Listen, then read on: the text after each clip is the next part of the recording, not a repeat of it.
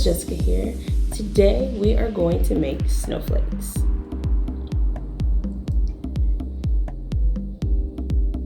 So you can use construction paper, you can even use a regular piece of white copy paper, but the first thing we're going to do is to turn that rectangular shaped paper into a square. So the way you do it is you fold it down till you get a triangle, and that edge on the right should meet each other, okay? So the next thing we're going to do is cut off the rectangle that's at the very bottom of the page, just so that we have a nice triangular shape. Alright, so you can save that paper. You can make more snowflakes at the end if you want to, but I also have another use for that paper too at the end. So next thing we're going to do is fold that triangle in half so that we get a smaller triangle. So you just press down on the edge. You may need to use the end of your scissors to make sure that edge is really smooth and low. So you see how that triangle is in half. So next thing we're going to do is do the same thing. We're going to fold it in half again so that we get an even smaller triangle, okay?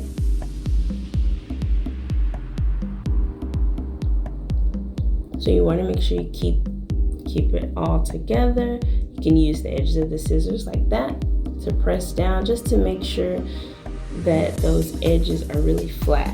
It just makes it a whole lot easier when you're cutting and when you're going to draw on it, okay?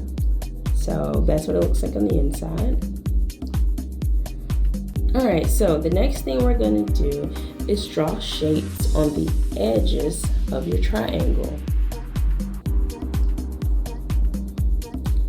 So your shapes can be circular, they can be rectangular or square.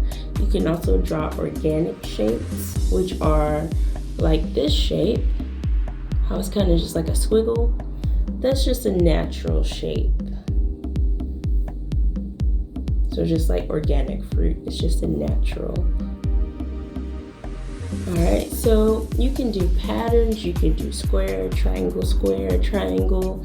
You can also do all circles. You can make them as long or as large as you would like. You can also make them very small, okay? But however you draw it, you have to cut it out along those lines, okay? So I'm gonna start cutting right along the lines that I drew.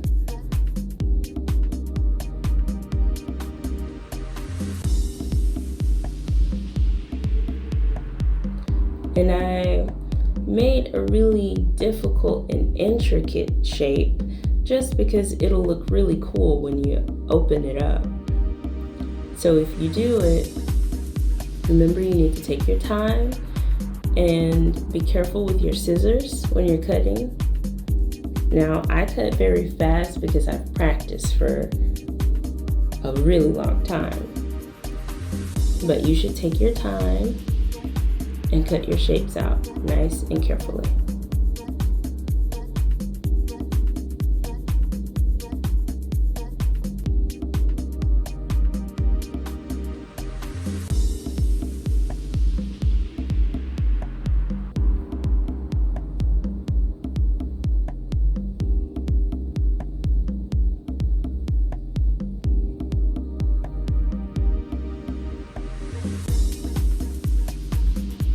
So when you cut out triangular shapes or even the rectangle and square shapes, it's easy to cut off one side and then cut off the other side until you get to the middle. And if you fold it up like that, you can cut off, like if it's a square or a rectangle, you can cut the middle. If it's a triangle, you can usually just pull it a little bit and it'll make a nice clean cut.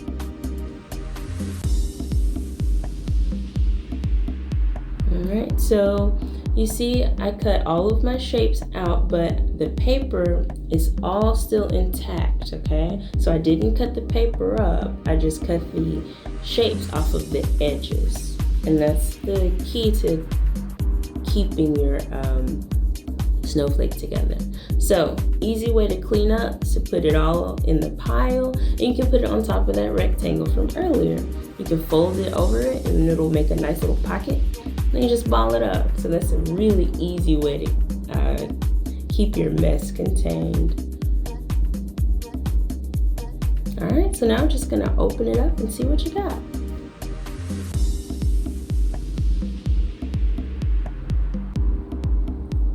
And there you go. So super easy, very simple. There's no wrong way to do this. All snowflakes look completely different, okay? So you can use any color paper you want. If you just want to use white paper, you can color it or paint it if you want to. If you want to hang it up, you can use a hole punch on the ends and put string through it.